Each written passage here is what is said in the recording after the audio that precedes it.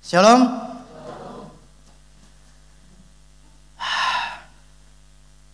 Tadi rancangan Tuhan yang sempurna.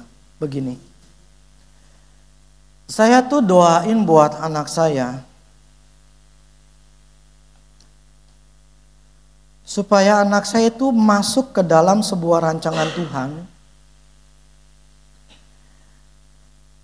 Istilah jalan hidupnya itu untuk bisa sampai masuk ke rencana Tuhan.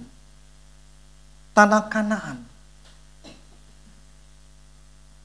Itu yang saya minta sama Tuhan supaya itu terjadi di anak saya. Karena satu hal yang saya percaya bahwa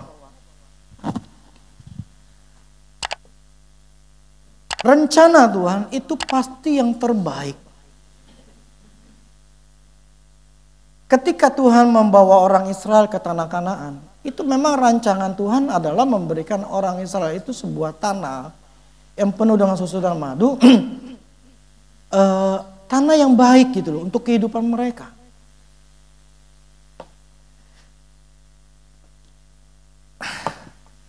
Karena saya udah ngerti beginian, karena dalam pelayan demi pelayanan dan saya melihat dalam diri saya sendiri. Untuk bisa seseorang masuk ke tanah Kanaan, saya tahu itu butuh proses, tapi belum tidak semua orang Kristen itu masuk ke tanah Kanaan. Masih banyak mereka berada dalam padang gurun. Kalau di padang gurun tuh gak enak. Jadi saya tahu bahwa Tuhan saya minta buat anak saya, sekarang mereka umur 23, 22, 23, si Marvel baru 19. Saya berdoa supaya mereka tuh bisa masuk ke sebuah jalannya Tuhan. Jadi istilah gini, mereka sekarang kerja, si Michael Manuel tuh kerja di Taiwan, kerjanya A gitu ya. Mereka sedang bekerja. Nah kita nggak tahu untuk 4 tahun, 5 tahun yang lagi, nanti tuh seperti apa. Nah 4, 5 tahun yang lagi nanti di depannya, saya berdoa sama Tuhan, jadi istilah gini, setelah dia kerja di sini, mungkin dia dapat kerjaan yang lain gitu loh. Nah, biar kerjaan yang lain itu nanti ujung-ujungnya akhirnya dia punya perusahaan sendiri atau punya usaha sendiri gitu loh. Nah, itu kan seperti sebuah perjalanan hidup. Yang saya doakan adalah supaya perjalanan hidup mereka ini masuk di dalam jalannya Tuhan. Nah, kalau masuk di dalam jalannya Tuhan, walaupun mereka sekarang ini belum mengalami tanah Kanaan, tetapi kalau sudah jalurnya benar, masuk tanah Kanaan.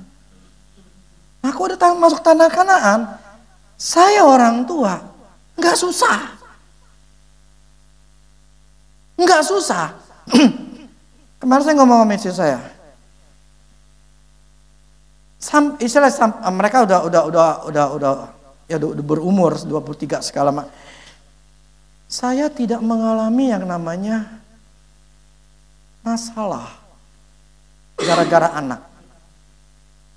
Anak saya dari kecil istilahnya sampai sekarang itu tidak nyusahin saya.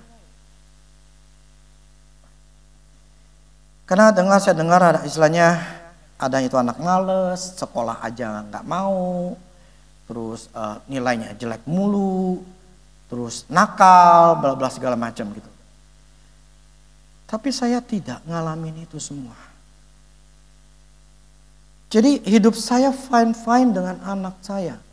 Anak saya istilahnya fine semua, baik-baik semua. Jadi saya tidak pernah ngalamin namanya masalah anak ketika waktu masa remaja mereka memberontak, ngelawan, ngelakuin hal yang salah, jahat segala macam. Saya nggak ngalamin. Saya bersyukur. Tapi itu terjadi karena saya dari kecil saya sudah didik atau saya berusaha untuk apa ya? Kenapa saya selalu mengatakan gini? Saya tuh sayang anak. Saya tuh sayang anak.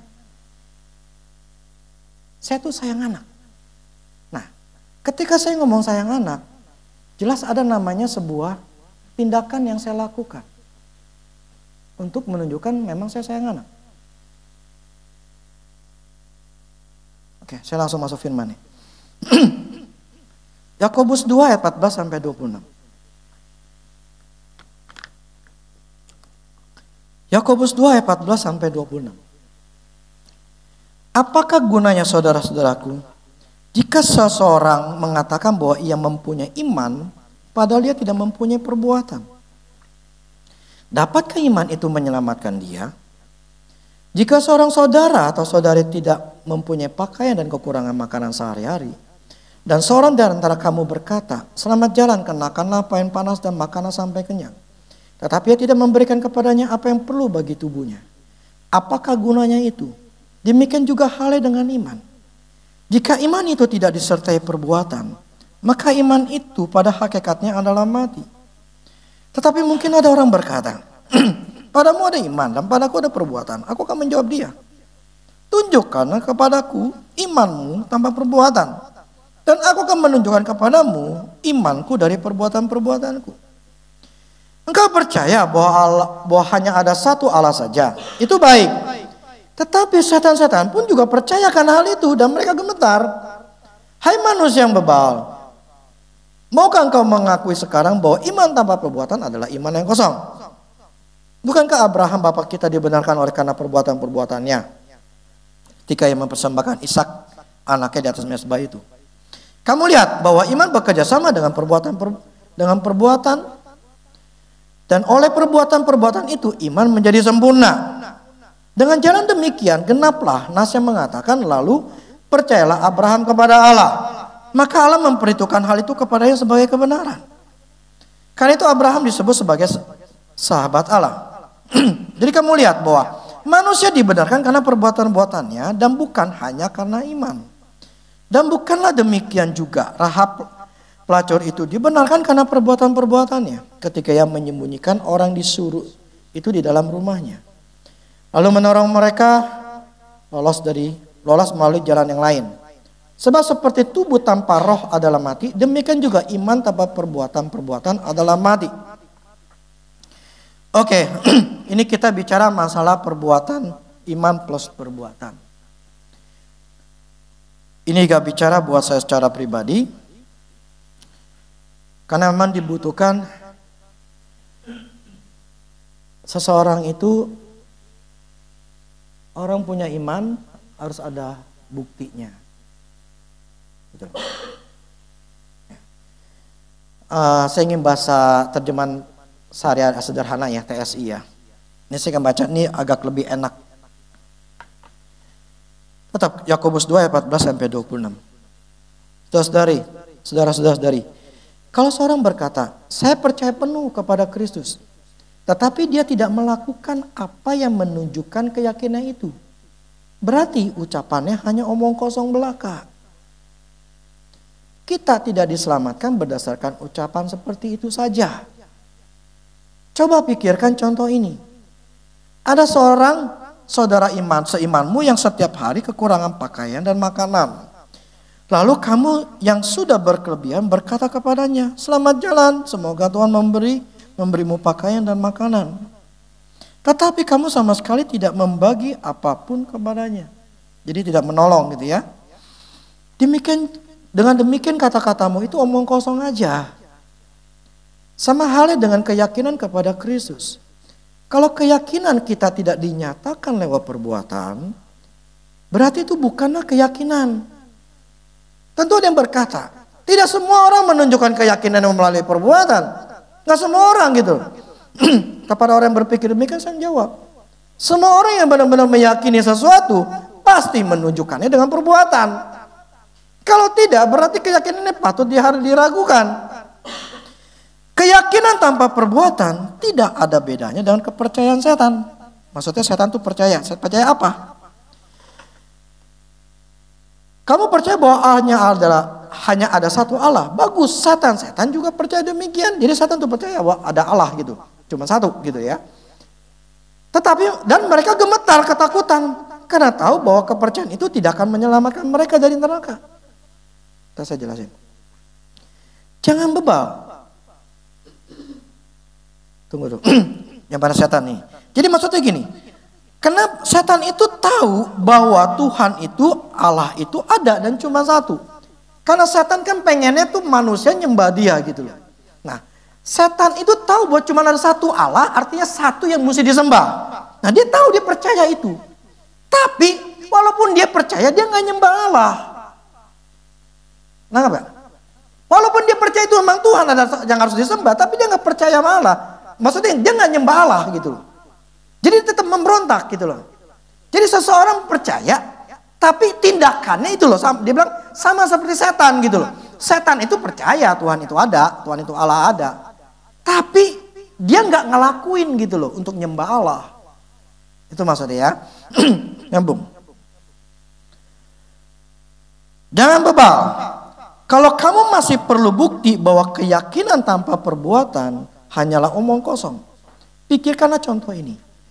Nenek moyang kita Abraham pun diterima oleh Allah sebagai orang benar saat keyakinannya dibuktikan lewat perbuatan. Yaitu ketika dia sudah siap mengorbankan anaknya di atas mezbah. Lihatlah, keyakinan dan perbuatan Abraham bekerja sama. Maksudnya, keyakinan yang sungguh-sungguh nyata karena ada perbuatan yang membuktikannya. Demikianlah maksud ayat kita suci yang mengatakan Abraham percaya kepada janji Allah, karena itu dia diterima Allah sebagai orang benar. Itulah sebabnya dalam kitab suci dia disebut sahabat Allah. Kini jelaslah bahwa kita dibenarkan di hadapan Allah lewat perbuatan kita juga. Bukan hanya karena percaya. Kenapa? Kita dibenarkan di hadapan Allah lewat perbuatan kita juga. Bukan hanya karena percaya. Contoh lainnya adalah Rahab. Pelacur yang menerima 2 orang mata-mata utusan Yosua. Keyakinannya kepada Allah terbukti nyata lewat perbuatannya ketika dia menolong mereka berdua lolos dari tangan musuh. Itulah sebabnya dia diterima sebagai orang benar dan diselamatkan. Jadi ibarat seseorang terbukti masih hidup kalau dia bernapas. Ya, kalau masih napas berarti kita masih hidup. Demikianlah keyakinan terbukti benar kalau ada perbuatan. Di sini Yakobus menekankan gini, kita diselamatkan, kita dilepaskan bukan cuma karena iman atau keyakinan. Tetapi jika kita tidak melakukan apa-apa tentang apa yang kita yakini, arti kita cuma omdo. Ngomong aja, karena setan pun juga dia percaya bahwa Tuhan itu memang ada. Tapi dia enggak nyembah Tuhan. Jadi gini, keyakinan kita harus dibuktikan dengan perbuatan. Dan ini memang mau tidak mau artinya begini. Allah itu kerja kalau ada perbuatan. Dia akan bekerja ketika kita bertindak. Tetapi dia akan berdiam kalau kita cuma hanya yakin tapi kita nggak pernah melakukannya. Karena ketika kita bertindak, disitulah baru namanya Allah bertindak. Disitulah Allah akan mengikuti ketika seseorang mulai melakukan. Jadi selama kita cuma yakin, tapi kita tidak pernah bertindak, kita cuma hanya punya keyakinan, tapi nggak punya bukti dan nggak punya yang namanya sebuah terobosan.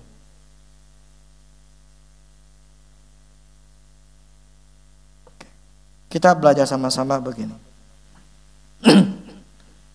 Yang minggu lalu saya bicara bahwa ketika seseorang yang ngaca, kemudian habis depan kaca, kemudian dia nggak ngelihat lagi mukanya, akhirnya dia udah lupa gitu loh.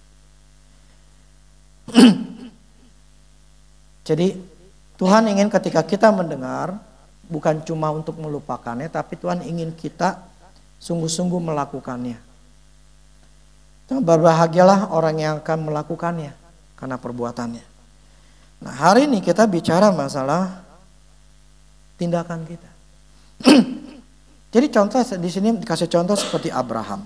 Abraham pertama kali di Kejadian 15, Tuhan suruh dia keluar untuk ngelihat bintang di langit. Bintang di langit, kamu lihat bintang di langit itu. Demikianlah keturunanmu. Dan itu kan bintang kan jutaan gitu loh. Gak terhitung lah ya. Nah, tapi firman katakan percayalah Abraham. Dan itu diperhitungkan sebagai kebenaran. Jadi ketika si Abraham ketika si Allah itu mengatakan inilah keturunanmu banyaknya. Nah Abraham ketika dengar gitu dia percaya. Dia percaya, yes aku percaya. Nah Allah ngeliat sebagai kebenaran maksudnya gini. Ketika Abraham ngomong saya percaya, Allah ngeliat di hatinya. Oh dia ngomong ini artinya percaya penuh. Sama, mulut sama hatinya sama. Jadi enggak 99%, tapi penuh. Maka disebut sebagai kebenaran. Artinya memang benar. Gitu loh. Jadi percayanya si Abraham ini memang benar gitu loh. Bukan bohong-bohongan, bukan asal ngomong doang. Tapi ternyata itu enggak cukup oleh Tuhan. Kejadian dua-duanya itu kan 15. Jadi ada 7 pasal, kemudian baru lah. Kan ada 7 pasal ada si Abraham akhirnya lahir, si Ishak lahir gitu kan, bla bla segala macam. Nah, sampai akhirnya di pasal 22 disitulah pembuktian.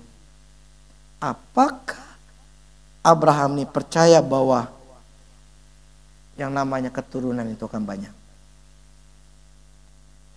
Nah, ketika di Kejadian 22 itulah, ketika Abraham mau membunuh anaknya sebagai korban, ketika Allah minta korbanin anakmu, ketika dia mau bunuh, barulah Tuhan katakan stop. Aku melihat perbuatan imanmu adalah benar. Jadi Allah istilah gini, Allah menyatakan bahwa ini imannya bukan cuma omong adalah ketika si Abraham bertindak. Jadi tindakan kita akan menyatakan iman kita. Kalau kita nggak bertindak, berarti kita nggak punya keyakinan yang full. Walaupun gue yakin, kagak. Kenapa? Karena lu belum ngelakuin. Jadi belum 100%. Kalau memang 100%, lu ngelakuin. Jadi Abraham itu diuji oleh Tuhan. Walaupun Allah sendiri menyatakan bahwa diperhitungkan sebagai kebenaran. Allah ngomong ini benar gitu loh. Nggak mungkin Allah nggak tahu bahwa memang ngomongnya mulutnya si Abraham sama hati ini memang sama gitu. Pas sama gitu loh. Padahal istilah kasarnya kan kalau udah sama Allah nggak mungkin bisa ketipu gitu kan. Berarti ketika memang dia lihat hatinya si Abraham ini memang benar-benar percaya, ya seharusnya nggak perlu ada ujian dong. Kan memang udah percaya penuh. Allah nggak mungkin Allah itu salah gitu loh. Nggak mungkin Allah itu salah, tetapi kenapa Allah tetap nguji? Kenapa? Lah Allah tuh tahu kok nggak mungkin dia salah, dia nggak mungkin ketipu dengan hati manusia, hati Abraham. Tapi kenapa dia tetap menguji? Untuk pelajaran buat kita. Sekalipun kita punya keyakinan, tetapi kalau dari perbuatan kita bertolak belakang, berarti kita nggak yakin. Atau kita punya keyakinan tapi kita nggak pernah mau ngelakuin. Artinya yang gak yakin. Nah masalahnya ketika kita melakukan baru kuasa Tuhan kerja. Kalau kita gak ngelakuin ya gak ada pembebasan, pertolongan atau penyelesaian masalah kita. Ya gak ada. Karena apa? Ketika kita mulai melangkah barulah Tuhan itu memberikan caranya, jalannya atau gimananya gitu loh. Sesuai dengan masalah kita masing-masing. Contoh gini, kalau misalnya suami istri gue pengen istri gue diselamatkan, suami gue diselamatkan. Tapi ketika di rumah ketus, marah, kemudian sikapnya nggak melayani, sikapnya pelit, bla bla segala macam. Terus kita berharap suami kita, istri kita bertobat, ya nggak bisa. Perbuatannya berbeda dengan apa yang diimanin, apa yang dia percayai. Nggak bakal terjadi. Gini, contoh gini. Dulu saya pengen anak saya tuh bisa bahasa Inggris. Jadi ketika masih kecil, ketika mereka udah mulai bisa mulai baca, saya ajarin untuk mereka baca. Misalnya nih, saya pengen anak saya bisa bahasa Inggris. Tapi ya udah, gue yakin anak gue bisa bahasa Inggris. Terus ketika TK, SD, saya nggak pernah ajarin. Terus saya nggak pernah lesin dia. Sekolah juga bukan sekolahan yang bahasa Inggris yang nasional plus atau internasional. Bisa nggak anak saya bahasa Inggris? Gak bakal bisa. Tapi kalau saya pengen anak saya bahasa Inggris, makanya saya katakan, saya sayang sama anak. Ada tindakan yang saya lakuin. Karena dari pelayan-pelayan saya melihat kenapa anak ini malah benci emaknya, nggak suka sama bapaknya. Ya, walaupun bapaknya ngomong, gue sayang anak, gue tuh sayang anak. Faktanya yang menyatakan kok anaknya bisa nggak suka. Kenapa nggak? Berarti ada sesuatu yang dari perbuatan bapak emaknya itu yang tidak membuktikan dia sayang. Jadi ketika saya menginginkan anak saya dapat bahasa Inggris, ketika TK, ketika mereka udah bisa baca, saya ngajarin. Nah ketika saya ngajarin, akhirnya saya lesin. SD, SMP saya lesin. Kenapa? Karena saya pengen anak saya bisa bahasa Inggris. Lah kalau saya cuma ngomongnya doang, tapi saya nggak peduli, berarti saya ngomong kosong. Nah, ya kemudian ya saya berusaha untuk mereka bisa bahasa Inggris gitu loh. Ada pembuktiannya, saya melakukannya. Sehingga mereka bisa kuliah dengan apa yang internasional, maksudnya dengan bahasa Inggris sebagai pengantar utamanya gitu. Nah, hal itu kan karena saya sudah membuktikan, dengan tindakan saya itu membuktikan bahwa memang saya pengen anak saya bisa. Nah, jadi gini, karena dulu saya kuliah SMA saya, karena itu sekolah itu sangat penting. Sekolah itu suasananya atau bagus tidak bagusnya itu sangat mempengaruhi masa depan anak. Kalau kita sekolah jelek,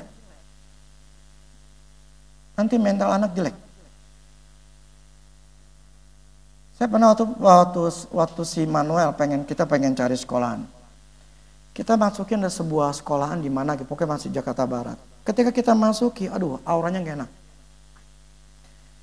Oke, kita nggak jadi. Dimasukinnya auranya udah gak enak. Karena gini, kalau sekolahnya itu mental miskin, anak itu akan jadi mental miskin. Kalau sekolahan itu, sorry ya, ini mau tidak mau, ini walaupun tidak 100%, tetapi pengaruhnya ada. Kalau sekolahannya bagus, kan mahal. Banyak orang kaya yang bisa di situ. Itu akan membentuk mental anak itu, bukan mental anak miskin. Jadi, saya punya 3 anak, 3-tiganya itu di sekolah yang bagus. Kenapa? Karena saya tahu ketika kalau saya salah memilih, kan aja pikir, gue cari yang murah aja deh ya. Itu akan membentuk anak menjadi anak yang mentalnya bukan mental orang kaya, mentalnya mental orang miskin. Itu pengaruh. Contoh saya nih SMAK 1, pintu air dulu. Nah, itu golongan teman-teman saya ada golongan orang kaya. Jadi ketika saya mendengar mereka anaknya kuliah di sana lah, di Amerika lah, mereka bla bla segala macam, itu membuat diri saya, gue harus bisa. Jadi ketika teman saya, mereka tuh udah kawin di duluan dari saya. Itu dia bilang kuliah di Amerika. Kuliah di sini. Itu membuat saya mempunyai sebuah keinginan. Gue juga harus bisa. Tapi kalau kita mempunyai lingkungan yang jelek, sekolahnya jelek, ketika ada kayak gitu, biasa aja. Nggak ada sebuah tantangan yang kita ingin capai supaya sama seperti mereka. Jadi sekolah itu sangat penting. Memang tergantung duit kita sih ya, tapi minimal bukan sekolahan yang jelek. Jangan yang jelek. Paling enggak mesti minimal itu sekolahnya bagus. Nah, yang saya maksud gini. Keyakinan itu harus ada sebuah tindakan. Saya punya keyakinan bahwa saya pengen anak saya berhasil. Nah, untuk itu saya harus punya tindakan-tindakan yang harus membuat anak saya ini mempersiapkan sekolahnya, mempersiapkan bahasanya. Itu saya persiapkan supaya apa? Supaya saya ingin mendapatkan apa yang saya mau. Iman tanpa perbuatan, keyakinan tanpa perbuatan, omong kosong. Kita pengen anak kita berhasil, tapi kita nggak pernah menyusun atau membuat planning untuk anak kita itu gimana cara berhasil.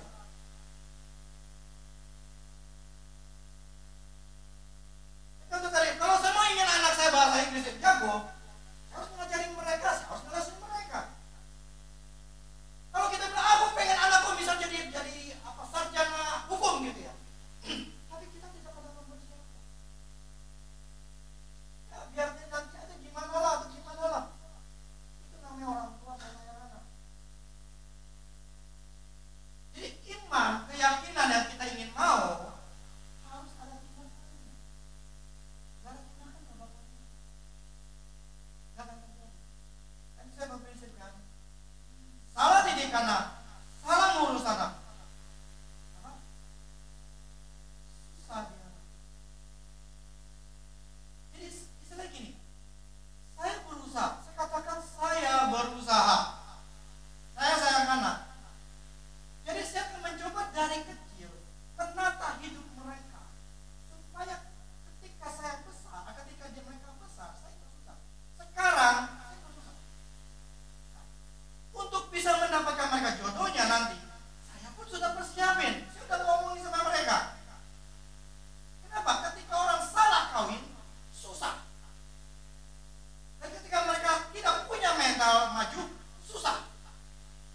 Jadi gini, apa yang kita inginkan, ingin membentuk, ini saya bicara anak ya, bicara keyakinan, itu kita harus ada sebuah tindakan yang harus kita lakukan. Tidak cuma ngomong doang. Jadi saya berusaha supaya apa tindakan-tindakan saya ini untuk menyusun langkah-langkah hidup anak saya supaya ketika di hari tua saya masih.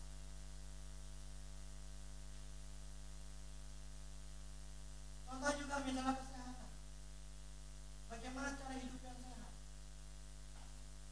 Itu pun diajarkan kepada anak. Bagaimana ya kalau masalah calon, bagaimana calon bisa mempunyai calon yang bagus? Hal seperti itu. Nah, saya katakan gini, tanpa tindakan kita,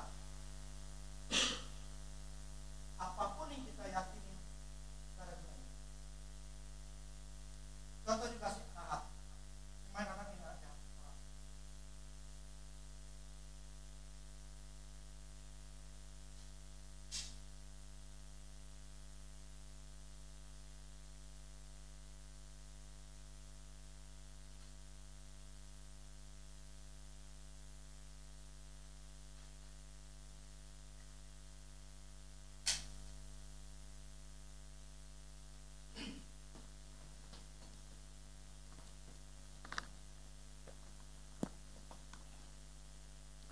Oke. Contoh gini. Si Rahab. Nah, ini di Kejadian ketika di Yosua ya.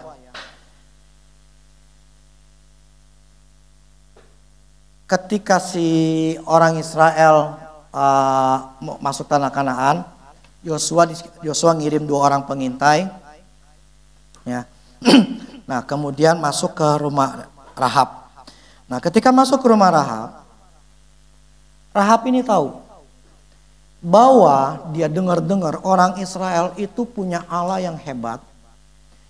Ngebelah lautan beraulah, Raja Og, Raja On, semua itu dimatiin, dibinasain. Itu semua, pokoknya yang ngelawan Israel semuanya hancur. Itu membuat mereka takut. Jadi sebetulnya itu mereka takut, termasuk Rahab takut. Tapi dia punya keyakinan bahwa kalau gua nolong 2 pengintai ini, gua minta sama dia, gua tolong ya, tapi lu jangan matiin gua sekeluarga. Nah, kalau si Rahabnya, ya dia tahu nih orang Israel tuh begitu punya dibela sama Tuhan, dia cuma tahu doang. Tapi ketika ada pengintai masuk, dia ngadu. Oh, ini ada pengintai nih. Berarti apa yang dia percayai bahwa yang namanya orang Israel itu ada namanya Tuhan yang luar biasa. Dia cuma tahu itu doang, tapi dia tidak nolong. Berarti cuma ngomong percaya doang buat Tuhan Allah Israel itu bisa nyelamatin. Tapi karena dia percaya bahwa kalau gue tolong orang Israel, Allah yang luar biasa itu nolong Israel, dan gue tolong dia, gue akan ditolong. Jadi Rahab, ya, sekalipun dia percaya, saya baca dulu. Rahab ketika dia dengar perbuatan Tuhan atas Israel terhadap musuh-musuhnya Israel, di mana Tuhan menghancurkan dan mengalahkan musuh Israel, dan dia percaya bahwa Tuhan itu bisa sanggup menyelamatkan dia dan keluarganya. Oleh karena itu ketika pengintai itu datang, bahwa dia percaya bahwa orang Israel itu pilihan Tuhan yang bisa sanggup itu bisa, dia percaya bahwa Allahnya itu sanggup akan menolong dia supaya tidak dibunuh. Makanya dia sembunyiin itu 2 pengintai. Jadi kalau kita cuma misal Rahab hanya percaya doang, tapi dia tidak melakukan, itu omong kosong. Nah, keyakinan kita tuh harus dibuktiin. Keyakinan kita harus dilakukan. Sebab ketika kita cuma percaya saja, tapi tidak ada sebuah tindakan, maka kepercayaan kita akan sia-sia. Dan kita tidak bisa melihat pekerjaan Tuhan di dalam hidup kita. Tuhan bekerja ketika ada sebuah tindakan yang dilakukan. Jadi Tuhan hanya menunggu tindakan kita. Apakah kita sungguh-sungguh percaya atau yakin? Jadi Tuhan itu nunggu kita. Begini. Memang ketika kita ingin melakukan sesuatu, kita melihat sebuah resiko, kita melihat sebuah resiko lah. Entah gue ngelakuin ini gimana ya? Apakah bisa, apakah mungkin, apakah diterima atau tidak. Tetapi begini, kalau kita cuma keyakinan, kita cuma punya keyakinan tapi kita tidak punya tindakan, Tuhan tidak akan pernah bekerja.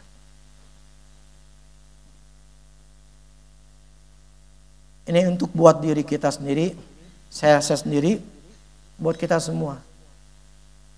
Kalau kita ingin melihat kelepasan, pembebasan, terobosan dalam keuangan, dalam hal apapun juga, tidak ada cara lain kecuali kita ngelakuin apa yang menjadi bagian kita. Kalau kita percaya, tindakan kita juga harus ada. Misalnya kita percaya nih, Tuhan akan mencukupi kebutuhan kita, tapi muka kita stres. Muka kita tertekan, muka kita bingung. Nah, itu kan berarti pembuktian bahwa kita ini gak percaya sama Tuhan.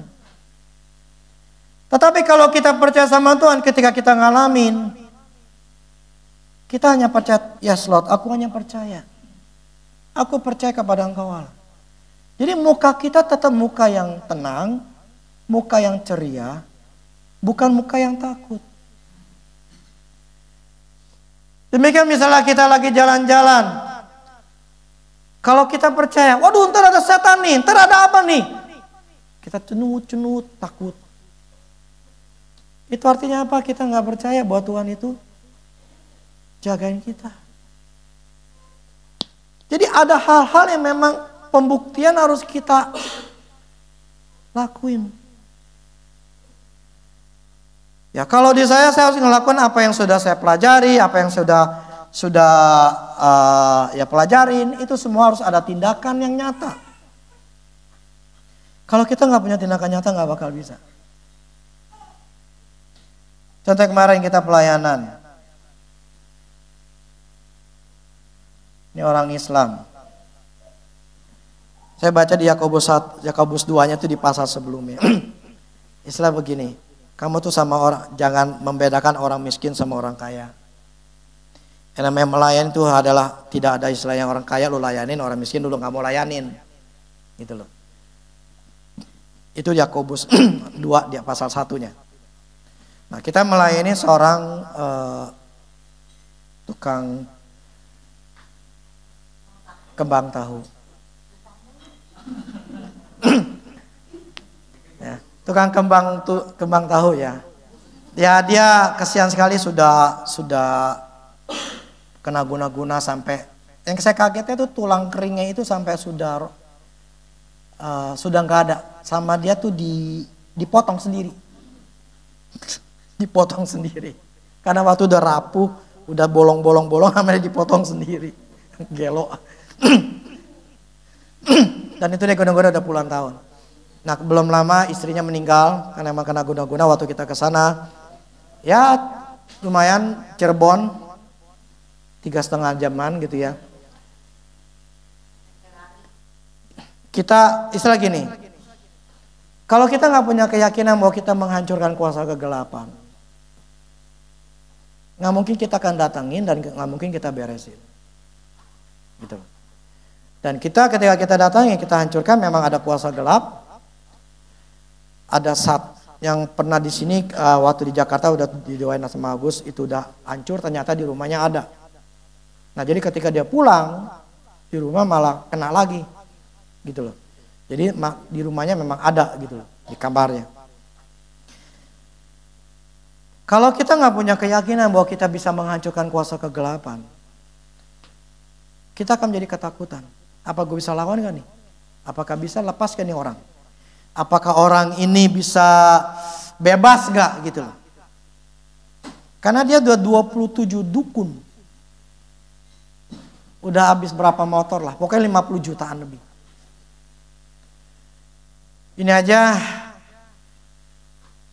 mau ke dukun lagi ya udah habis duit lah. Prinsipnya bahwa pada waktu kita datang ya kita nggak minta apa-apa. Kita cuma hanya bantu, kita tolong ya kita bereskan dengan satu keyakinan bahwa ini bisa. Dan memang kita bisa hancurkan.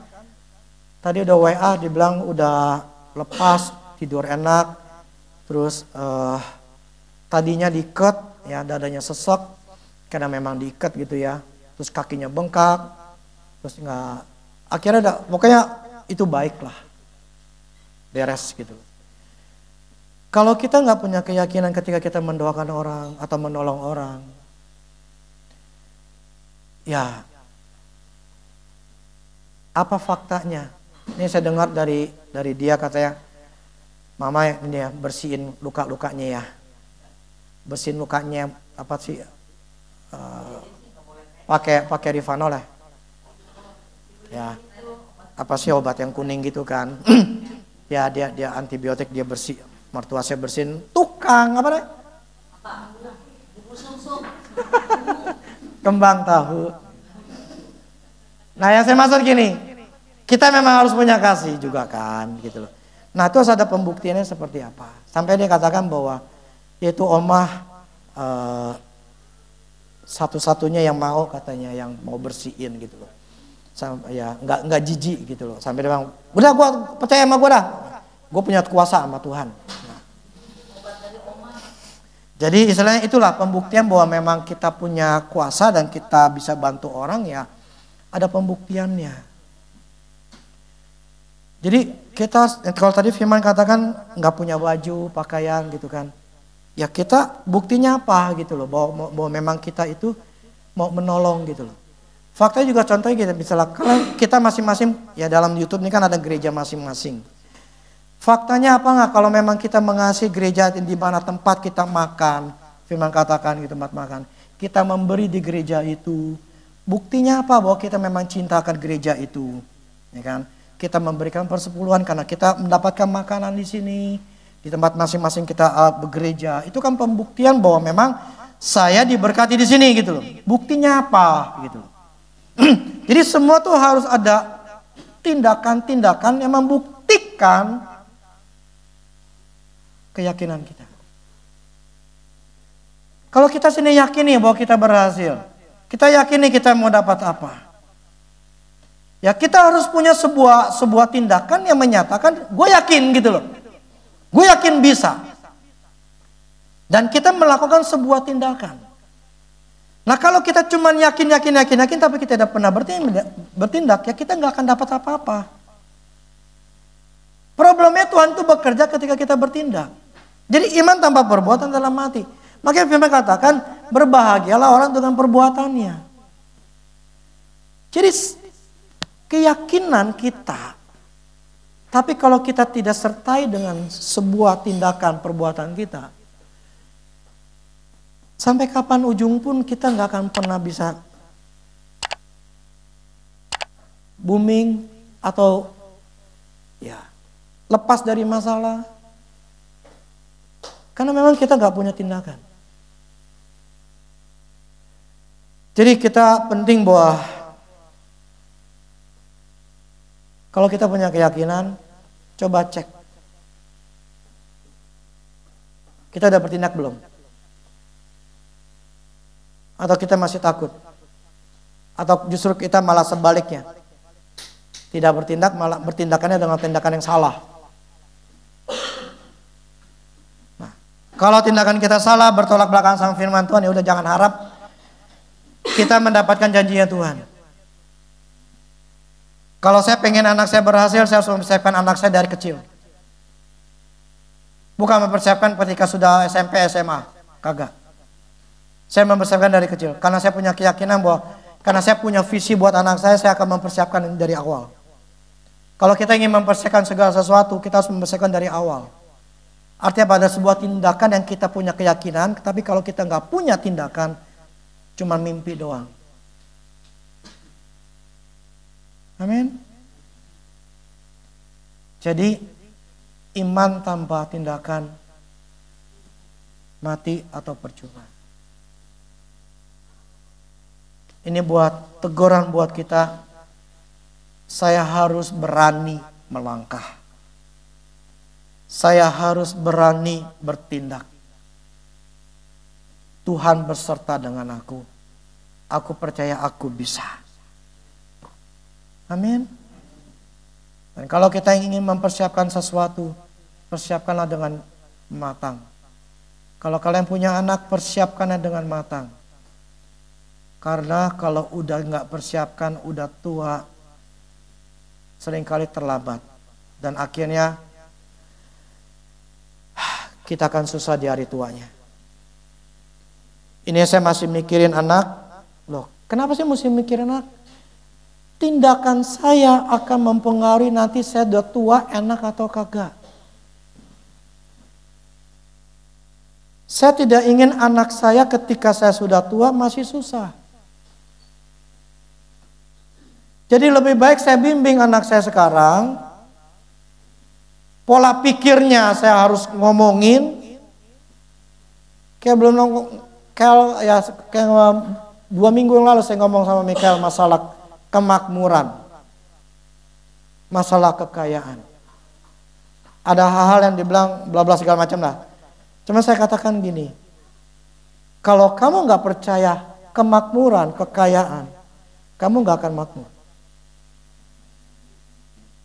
Kalau kamu nggak percaya kamu bisa kaya, kamu tidak akan bisa kaya. Nggak bakal bisa. Kekayaan atau kemakmuran itu memang Tuhan mau.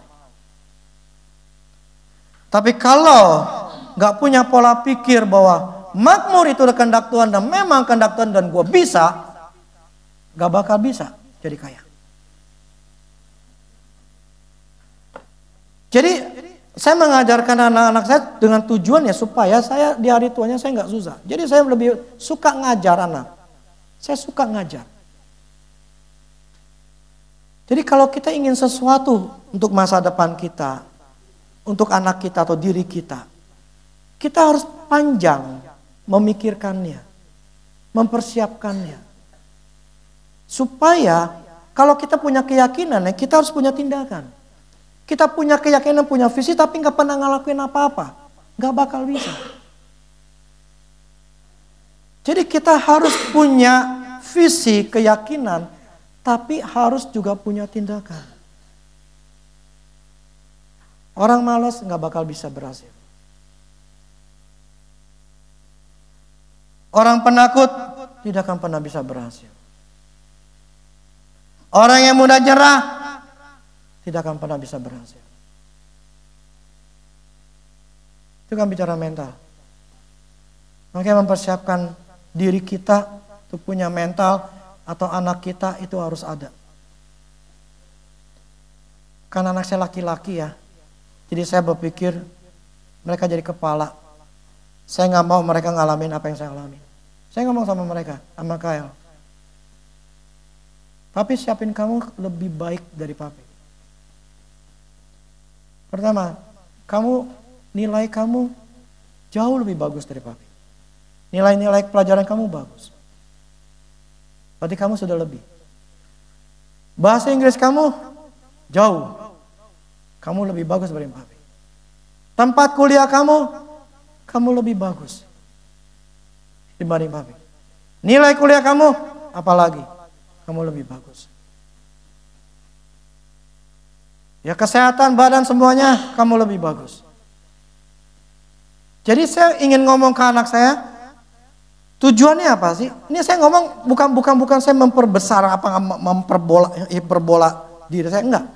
Saya ingin katakan begini. Kalau kita menginginkan sesuatu, kita harus mempersiapkan sesuatu dengan sebuah tindakan. Ketika saya mengatakan saya tidak mau di hari tua saya susah, itu saya ingat sekali pada waktu saya masih tinggal di rumah cici saya dikasih pinjam.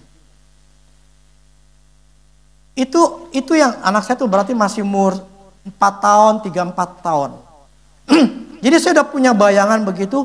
Gue gak mau di hari gue tua gue susah. Kenapa? Karena saya ngeliat papa mama saya tuh susah di hari tua.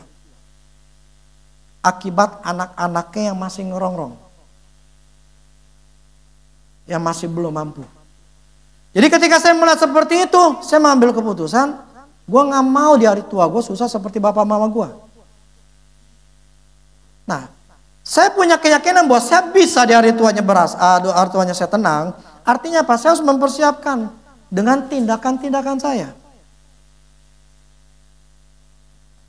Nah, tindakan-tindakan itu nggak cuma asal ngomong. Maksudnya saya nggak cuma asal ngomong, tapi saya ada tindakan-tindakan saya lakukan.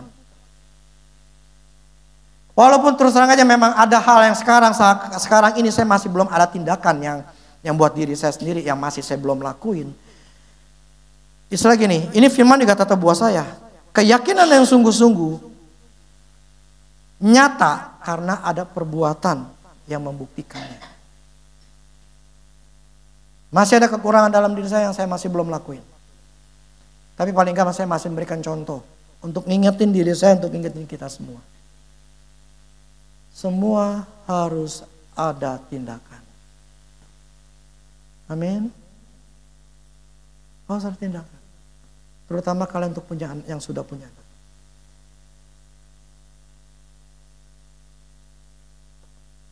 Urus anak, jaga anak, dan sayangi anak. Kalau anakmu gak dipersiapkan, tuamu kamu akan susah. Kamu gak bisa nikmatin hidup. Gak bisa nikmatin hidup. Salah ambil keputusan. mempertaruhkan masa depan anak, kamu akan susah di hari itu. Saya sudah ngeliat beberapa orang seperti itu. Jadi iman tanpa perbuatan itu mati. Persiapkanlah dengan seksama, dengan sungguh-sungguh. Kalau enggak, kamu akan susah. Karena saya anak saya laki-laki, mereka akan jadi kepala rumah tangga memang lebih berat dibandingin perempuan. Istilah kasarnya kalau perempuan dibawa sama lakinya. Tinggal lakinya kita harus cari yang benar. Yang perempuan, anak kita perempuan, kita harus didik dia menjadi seorang istri, seorang perempuan, seorang wanita yang salurannya bagus. Yang punya sifat karakter yang bagus. Kalau dia bagus, nanti ketemu suaminya bagus. Saya jamin. Karakternya jelek, ketemunya yang jelek.